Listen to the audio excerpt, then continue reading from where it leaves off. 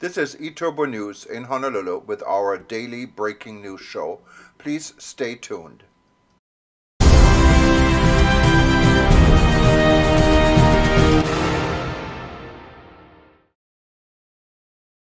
Welcome from Nepal. We have with us in the studio today Robin Bousted. He's a researcher with a particular emphasis on the tourism industry. He's also the founder of the Great Himalayan Trail, and he recently conducted some interesting research on something he calls regenerative tourism and the impacts of tourism in places like the High Himalaya Range. Welcome to our studio. Scott, pleasure. So tell me a little bit about yourself. Okay, I don't think we have enough time to go through all of it, so I'll try and just pick out the bits I like most. I fell in love with the Himalaya 30 years ago, and I've been here as regularly as I possibly can be, to the point of now living here, being based here for the last 15, 16 years. I started off in tourism, but I also work in agriculture and ICT, information technology. And all of what I try to do has a sustainable kick to it somewhere. It's something that I was always interested in as a kid. I went off and worked for Greenpeace International for 4 years as a volunteer after university. And that's always been something that I felt was an important aspect of how we should be trying to live as well as we can on this planet. Great. And I know, what caught my attention, and the reason I wanted to have you here today, sometime back on social media, you posted this trailer for a video. And it was the trailer was all about research you were doing with people in villages living up in the high Himalayan area. And what struck me was at the end of the video, you're talking about how you would expect, with the increase in tourism and the increase in money and improved economy in some of these areas, that people would be feeling happy, people would be feeling very good about it. But the final words of your video are kind of chilling, or of the trailer, because they say, but that's not what they say. And that really grabbed my attention. Because I think there's a built-in assumption that if tourism comes to a community that didn't have it, that suddenly there's going to be wealth and money flowing to the community, and that should automatically improve things for everybody. But this isn't what your research is finding out, is it? To ask communities to really try and identify how they would like to have a relationship with tourism. Walking adventure tourism here, we're going to be doing surveys.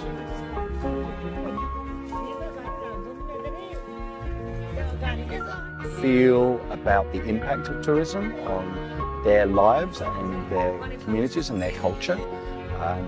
That's been positive, that it's been consistent, but what they're saying is not.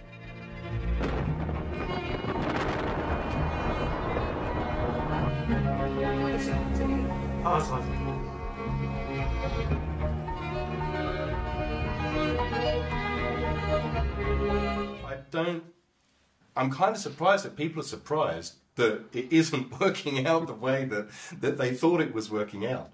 I mean, tourism is essentially, for most of the world, an extractive industry. It goes to locations and it takes out from that location what it can to provide happiness, satisfaction, enjoyment, whatever it is, to visitors. And it does it in an exploitative way, in that you will use the natural resources or the human resources of the destination in a way to make the most amount of money. That's not necessarily for the locals, it's for the business operator that's handling the clients. So directly you start thinking about what's actually happening with tourism, it shouldn't be a surprise that actually it doesn't work as well in practice as we would like to think it does. But tourism does a very good job of selling itself as being a good news pastime. It's your holiday. You don't want to think that your holiday isn't good news for somebody else. And that really was the question we were trying to ask. Is there a way of trying to work out if your holiday is good news for the locals? And that isn't just Are you making a bit of money? Can you send your kids to school? Can you buy this? Can you do that? It's to look at the whole system and ask, is it actually working better for you doing this, or is it causing problems? And in somewhere like the Solukhumbu, the Everest region of Nepal, that has 7,000, just over 7,000 residents and up to 60,000 visitors a year, you have all of the classic scenarios of what you might call over-tourism and exploitative tourism. So it was an obvious place to go and ask this question, and that meant that we needed to have a very solid, robust framework to ask it. So that was the premise, that was the idea. Then I went and had a look at what people are doing in the world of social impacts of tourism, and it's all over the place. There are multiple theories, there are multiple papers written that you need to do it this way or that way, and this way is the wrong way, and I couldn't help feeling that it was almost like a dance of shadows. No one really wanted to get to grips with the social impacts of tourism.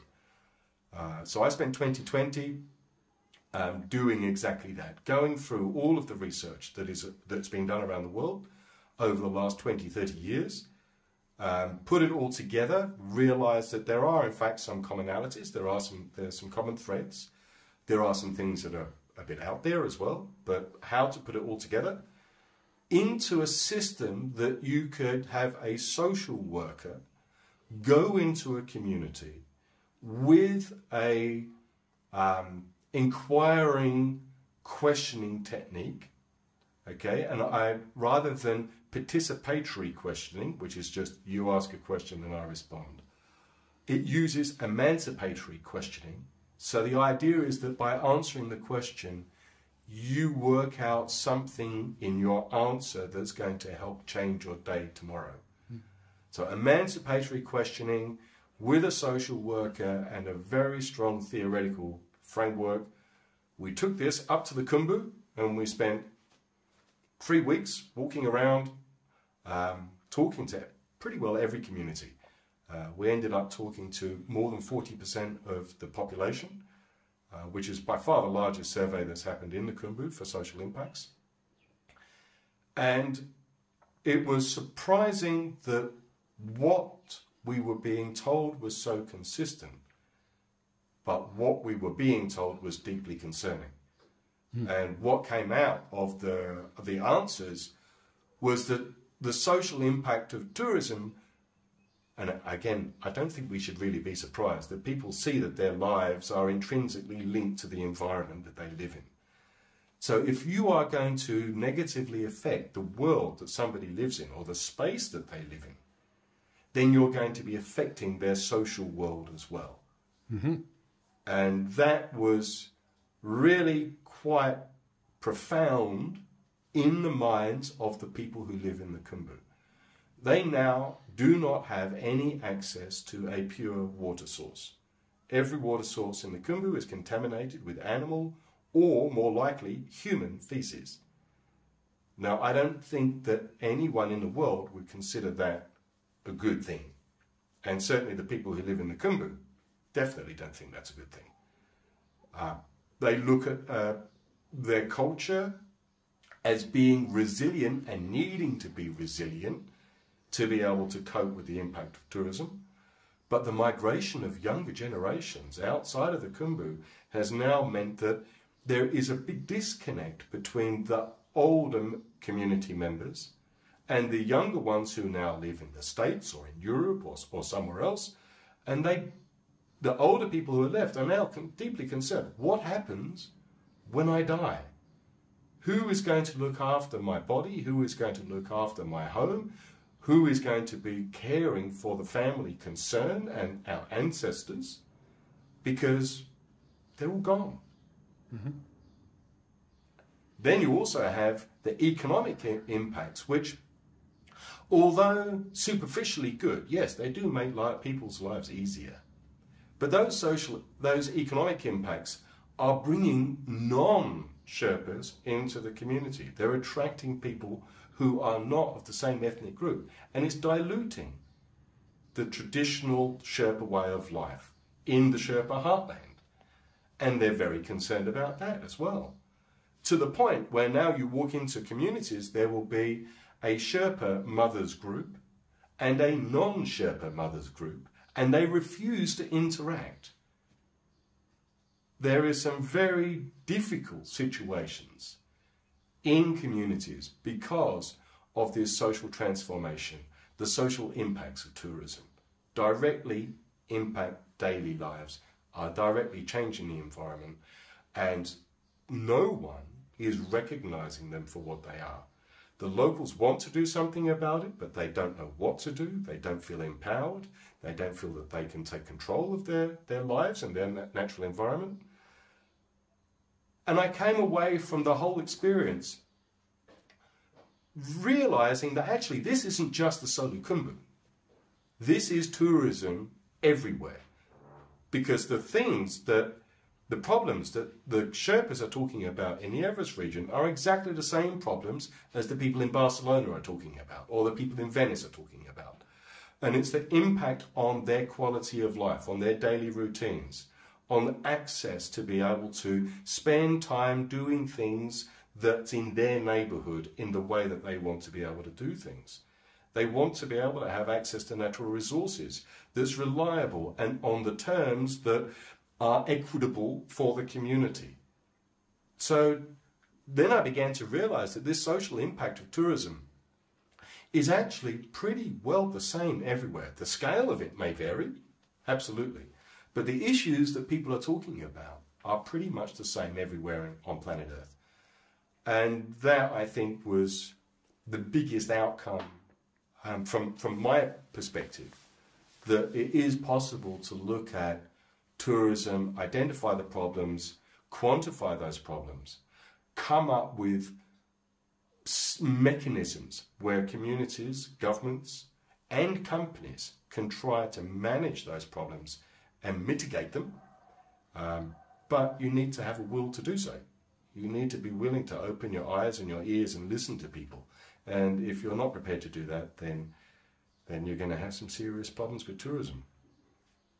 I want to talk a little bit more about that, because you and I talked a little bit off camera about a process or a theory, I'm not sure what the proper term is for it, for something you call regenerative tourism. Can you tell me a little bit about that concept, how it might work? Sure. The idea of regenerative tourism has actually been around quite a long time. And there are some people in the world who have been at the forefront of trying to get a conversation about tourism to move beyond this net negative, which is what most of the tourism industry is, exploitative, very commercially focused, just going into communities and extracting whatever you can without really any thought or regard for consequence. So to take that net negative situation and turn it into first base would be net zero, which is what sustainable tourism is trying to achieve. And then there is this obvious, well, if we can go from net negative to net zero, maybe we can take it to a net positive. And that's what regenerative tourism is trying to do. So a lot of sustainable tourism is focused on sort of the physical footprints, the carbon footprints, the product footprints, plastic, transportation systems. How can you develop itineraries and activities that are going to be of some benefit but have the minimum impact? That's what sustainable tourism is trying to achieve. Regenerative tourism takes that conversation and says, okay, maybe we should be co-creating the product with the communities or with the National Park Management System and working out how best you can create a relationship between tourists, tourism companies and communities to everyone come out of it better off. Not just financially, but the environment is better off. perhaps let's use an example. One of the, I think, one of the most extractive and exploitative forms of tourism is in fact mountaineering, where there is nothing but impact for the mountain, and there is very little positive impact for the communities. Nearly all mountaineers will fly in and out of a location in Nepal by a helicopter. They spend almost no time with the residents around the mountain. The staff, the local staff, are there simply to help them get to the top of the mountain under almost any cost. And that can be cost of life, let alone just financial. So here's a bunch of people that in theory you would think the mountaineers would care about the natural world and would care about national parks and access to the great outdoors and the opportunity to further the sense of human spirit and getting to the top of mountains. But the actual reality is that it's driving an industry that just leaves rubbish all over the place and hasn't really contributed anything to the communities other than some financial payoff. So how could we take mountaineering to become a net positive? Well, I think this is the journey that the Sherpas and the people who work on the mountain are now trying to go down. They're trying to take ownership of their own natural asset, which is a great start. And every community that has tourism should begin by doing exactly that. Create a charter, create some form of communal agreement about how you want to have a relationship with tourism. And I think that the Sherpas on climbing Mount Everest should be the very first ones to sit down and say, this is how we want to have a relationship with mountaineering. It's in our best interest. We don't want to die. We want to be safe. We want to be paid well. We want to come back and spend time with our families after the season without frostbite and without problems. So I think that's a great stepping stone to become regenerative. You first have to have that local dialogue. And with that dialogue, you're going to start identifying issues, problems, potential solutions, and a pathway forward. To what extent you can facilitate that, well, that depends on political will. Because any community can actually take control of its own resources. Do they feel empowered to do so? Do they have the resources to do so?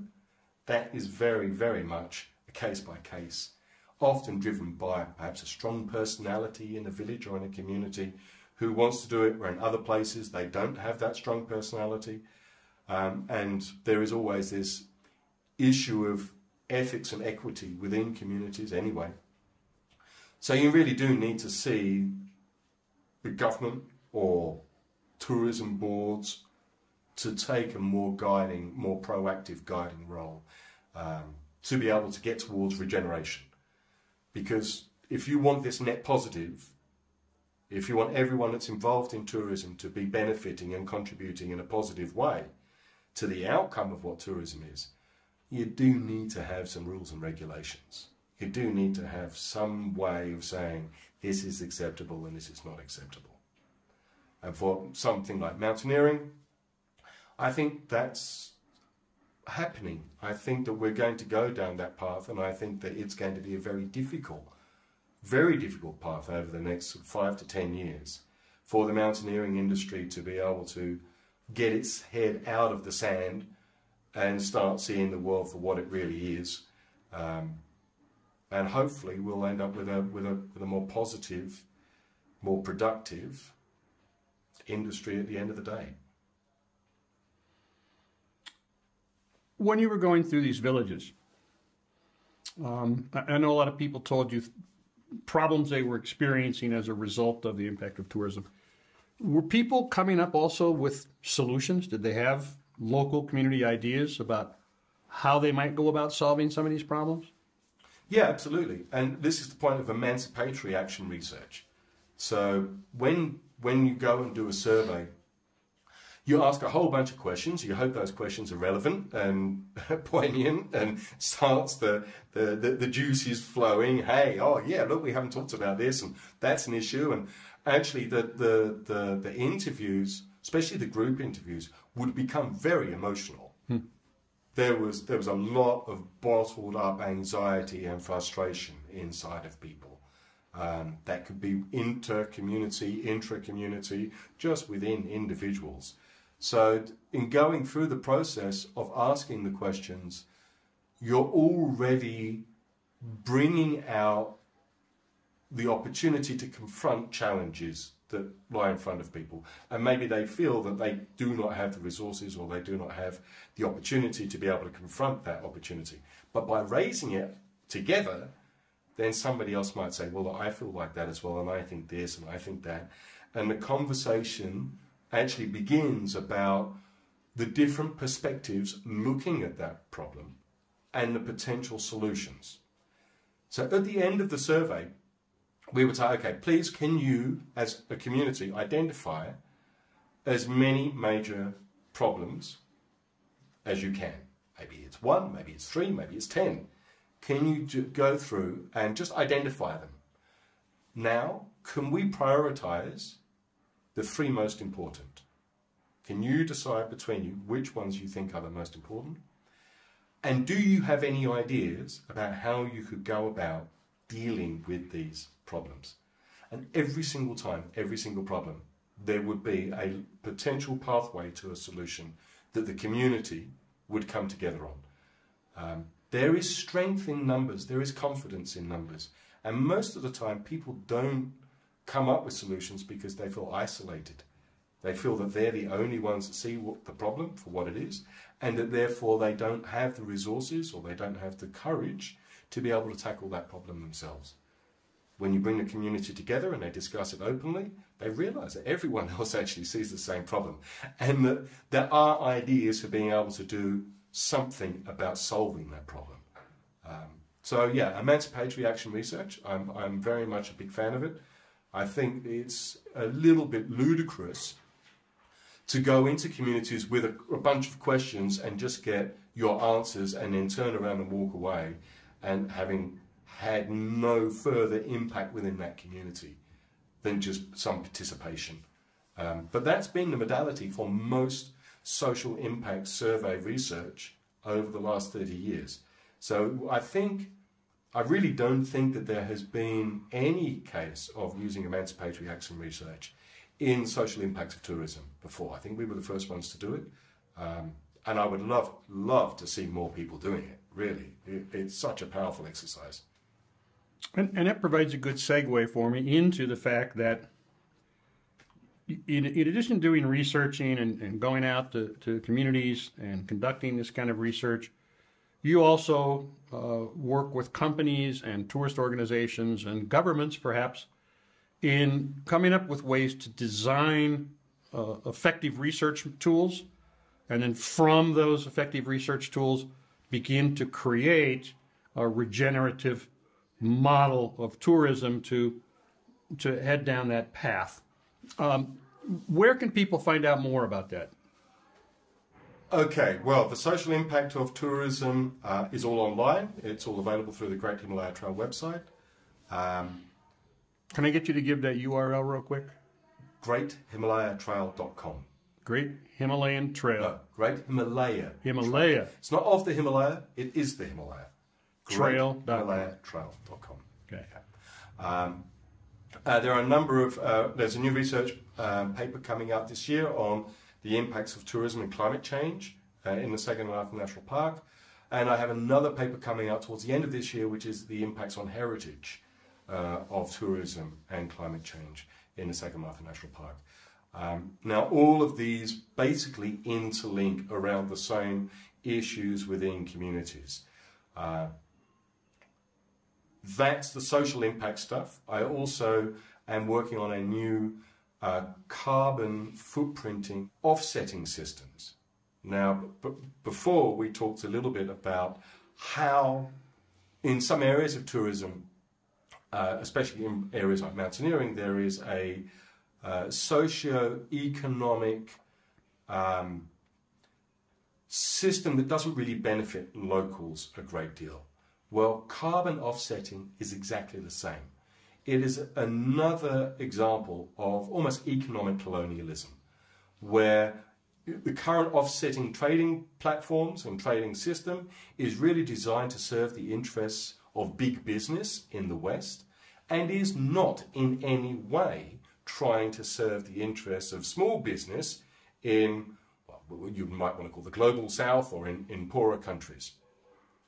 So the carbon footprinting, waste footprinting and water footprinting system I am trying to link with offsetting programs within countries that would not necessarily be accessible to international businesses.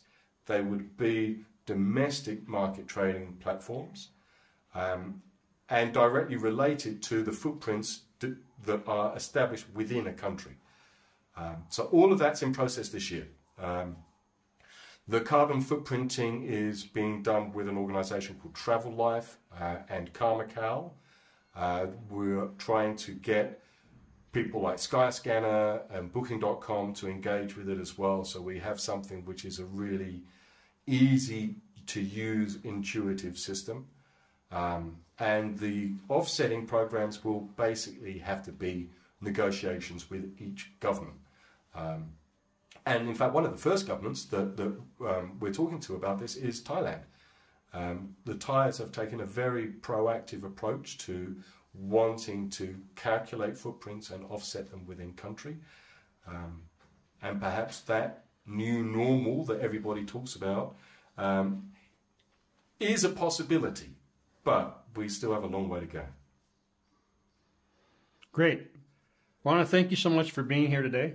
You're fascinating to listen to. I could probably sit here for hours, but at some point I have to stop recording to make a video. And I think your contribution to understanding what some of the issues of tourism are and finding ways to begin to go down the path of change for that is to be applauded. It's fantastic. I hope you all have enjoyed our time here today, and namaste from Nepal from both of us. Thank you, Scott.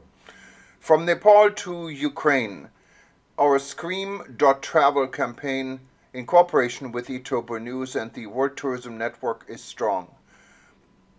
Ivan Liptuva, our partner in Odessa, Ukraine, is sending these pictures from his backyard. These are the first attack by the Russian aggressor on his home city, Odessa. Да уж, вот там вот порт. Короче, жопа, мы видели 4 ракеты, как только что прилетело.